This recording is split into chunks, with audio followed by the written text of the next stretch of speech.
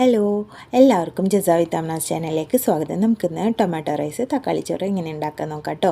അപ്പോൾ അതിനായിട്ടൊരു കുക്കർ എടുക്കാം. അതിലേക്ക് ഓയിൽ, സവാള, വേപ്പില, പിന്നെ പട്ട, ഗ്രാമ്പ്, ഏലക്ക, കുരുമുളക്, നല്ല ജീരകം, പെരിഞ്ചീരകം അങ്ങനത്തെ ഒക്കെ ഇട്ട് കൊടുത്ത് നന്നായിട്ട് മിക്സ് ചെയ്ത് കൊടുക്കാം കേട്ടോ. അതിനുശേഷം ഞാൻ ഇതിലേക്ക് 2 പീസ് മാഗി ക്യൂബും കൂടെ ചേർത്ത് കൊടുക്കുന്നുണ്ട് കേട്ടോ. അതല്ലെങ്കിൽ ഉപ്പ് ചേർത്താൽ മതി.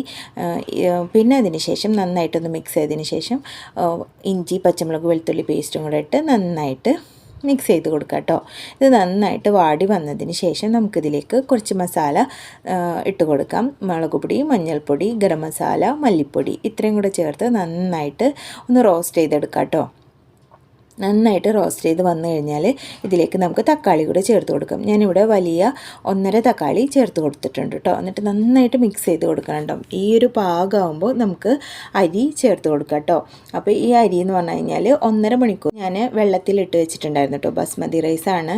കാരണം എന്താ വെച്ചാൽ നന്നായിട്ട് ലോങ് റൈസ് ആയി കിട്ടാൻ വേണ്ടിയിട്ടാണ് കേട്ടോ അങ്ങനെ ചെയ്തത്. നന്നായിട്ട് മിക്സ് ചെയ്ത് കൊടുക്കാം. എന്നിട്ട് അതിലത്തെ വെള്ളം ഒന്ന് വറ്റി കഴിഞ്ഞ് കഴിഞ്ഞാൽ നമുക്ക് കുറച്ച് ലെമൺ ഒന്ന് സ്ക്വീസ് ചെയ്ത് കൊടുക്കാം. അതിന് ശേഷം 1 കപ്പ് അരിക്ക് 1.5 കപ്പ് എന്ന അളവിൽ വെള്ളം ചേർത്ത് നന്നായിട്ട് ചേർത്ത് കൊടുക്കാം കേട്ടോ. അതിന് ശേഷം ഉപ്പ് ചേർത്ത് കൊടുക്കാം. അതിന് മുകളിലേക്ക് 1 ടേബിൾ സ്പൂൺ നെയ്യും കൂടെ ചേർത്ത് 1 വിസിൽ അടിച്ചെടുക്കുക കേട്ടോ. ഇതാ നന്നായിട്ട് റൈസൊക്കെ വെന്ത് പാകമായിട്ട് വന്നിട്ടുണ്ട് കേട്ടോ. നല്ല ടേസ്റ്റുള്ള റൈസാണ്. കുട്ടികൾക്കൊക്കെ ഇടയ്ക്ക് സ്കൂളിലേക്കൊക്കെ കൊടുത്തു വിടാൻ പറ്റിയ ഒരു റൈസാണ് കേട്ടോ. അപ്പോൾ എല്ലാവരും ഉണ്ടാക്കി നോക്കണം. ഇതിലേക്ക് ഞാൻ ഫിഷാണ് കേട്ടോ തയ്യാറാക്കിയിട്ടുണ്ടായിരുന്നത്. അപ്പോൾ ഇഷ്ടപ്പെട്ട എല്ലാവരും ലൈക്ക് ചെയ്ത് സബ്സ്ക്രൈബ് ചെയ്യണം കേട്ടോ.